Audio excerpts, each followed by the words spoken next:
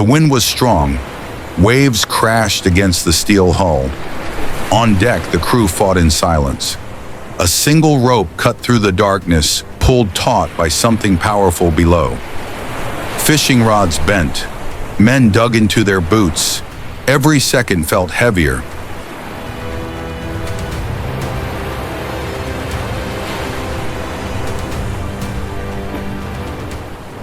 A flash of light cut across the water. Then it happened. A bluefin tuna broke the surface, flashing silver and blue. It thrashed once, twice, then dove back down. The line screamed. No one spoke. Just the sound of engines, waves, and fighting.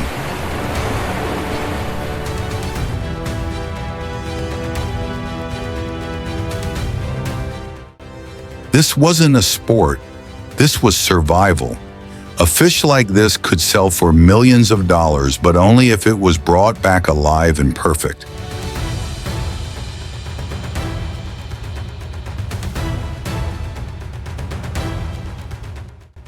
Welcome to Discover Legends. Today, Japanese fishermen will take part in one of the ocean's toughest hunts, the battle for bluefin tuna. If you want to experience the feeling of facing the real sea, sign up and follow us. The hunt starts now.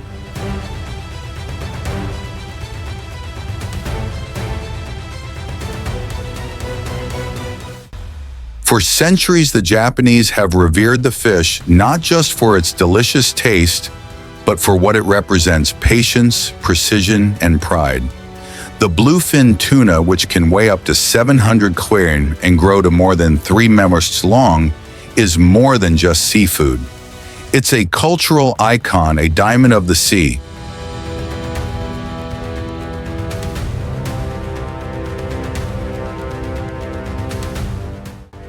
Before the bluefin tuna season begins, the harbor wakes before dawn. Headlights cut through the fog. The smell of fuel, salt, and rust permeates the air. On deck, men move with quiet urgency, sharpening hooks the size of a palm, winding lines as thick as wrists, packing tons of crushed ice. Every move is done carefully and with necessity.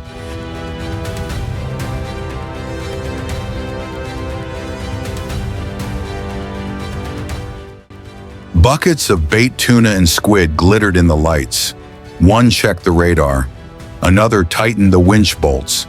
Someone scrubbed the deck until it gleamed with salt water. No one spoke.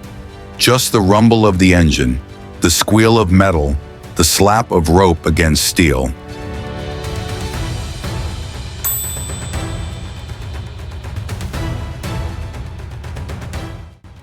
The wind picked up as the boats pulled away.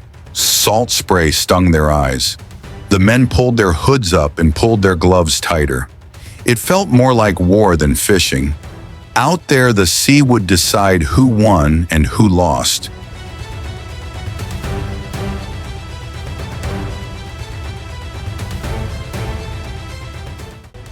They set long lines, hundreds of steel hooks, each baited with tuna and squid.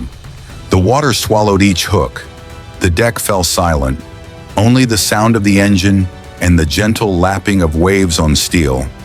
Hours passed. Breath turned white in the cold air. Everyone waited.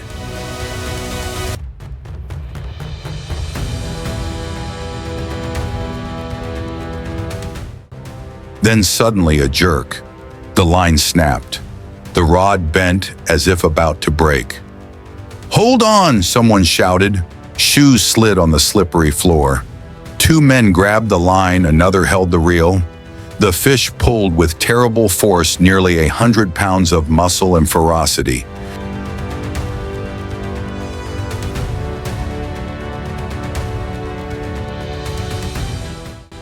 Minutes stretched into hours. Arms burned, backs ached.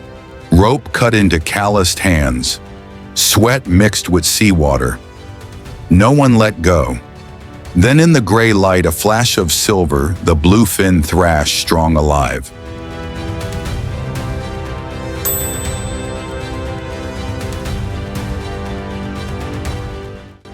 As the bluefin was brought aboard, silence fell. No screams, no noise, only the sound of metal hitting flesh. With a thin steel spike, he performed ikejime, a centuries-old Japanese technique. The spike neatly pierced the spinal cord. The fish shuddered once, then went still.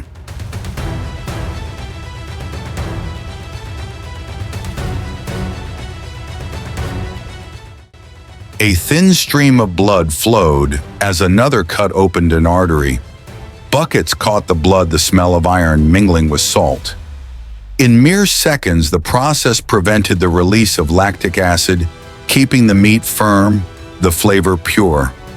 Every movement was controlled, precise, the difference between excellence and waste.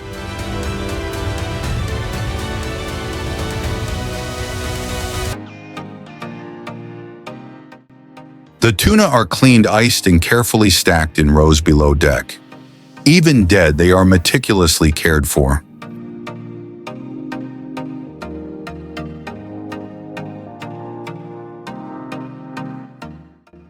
Before dawn in Tokyo, the workers begin their work in silence. The cleavers cut into the fish, making a clear sound in the chilly air. On long wooden tables, blocks of bluefin tuna are cut into pieces, carefully packaged for shipment to restaurants later in the day.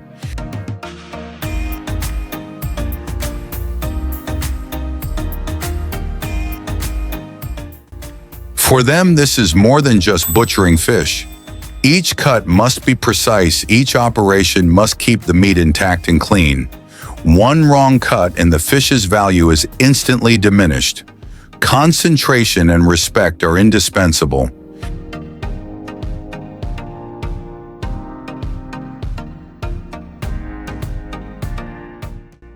From ancient festivals to modern sushi bars, this creature connects Japan's past and present. It symbolizes both survival and restraint, the endless struggle to appreciate what the ocean gives, without taking too much.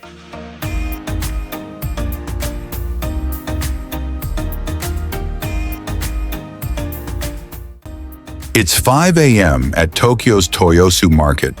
The floor is wet, the air almost freezing. Under the white lights, dozens of bluefin tuna, each weighing more than 220 kun, are lined up in neat rows. The tails are cut off to reveal the flesh. Shoppers in thick coats walk slowly, flashlights in hand, examining the texture, fat, and smell.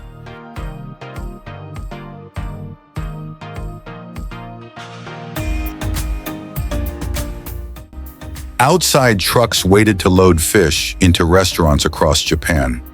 Somewhere in the north, a group of fishermen heard the news.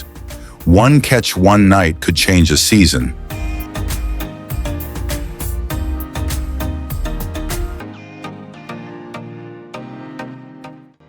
At 6 a.m., the trucks arrived at the Tokyo processing plant. The temperature inside was kept just above freezing. Workers in white uniforms and rubber boots unloaded 600-pound bluefin tuna. Everything was clean, bright, and quiet except for the clatter of knives on steel tables.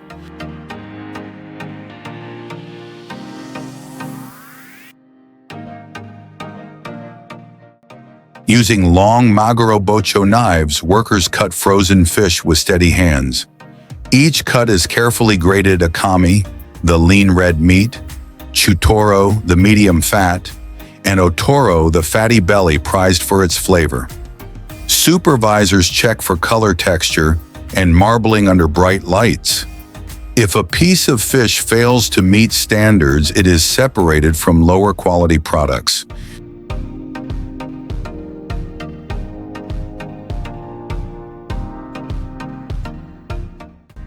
Those that pass inspection are vacuum-packed and flash-frozen at -60 degrees C. Each package has a QR code for tracking from fishing boat to restaurant. The process is quick but precise, designed to keep the fish as fresh as when it left the sea.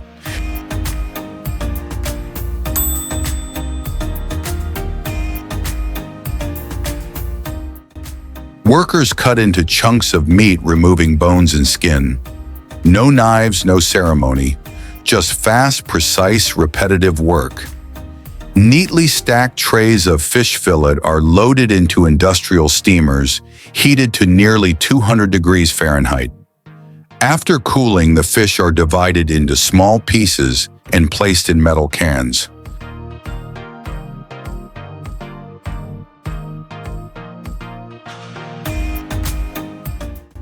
Seasonings are added: sea salt, vegetable oil, or fish stock. A capping machine rotates continuously, making a steady click.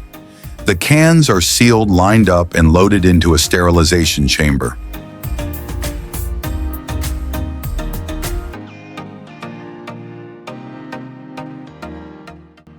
At the end of the line, thousands of tuna cans are coated with a date and place of production.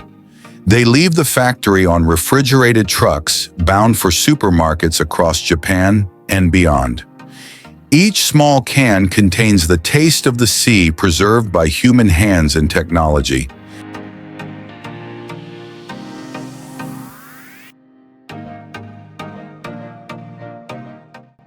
Subscribe to Discover Legends channel, turn on the bell, and join us in discovering more true stories between man and nature. Comment yes if you are ready to go. The hunt continues.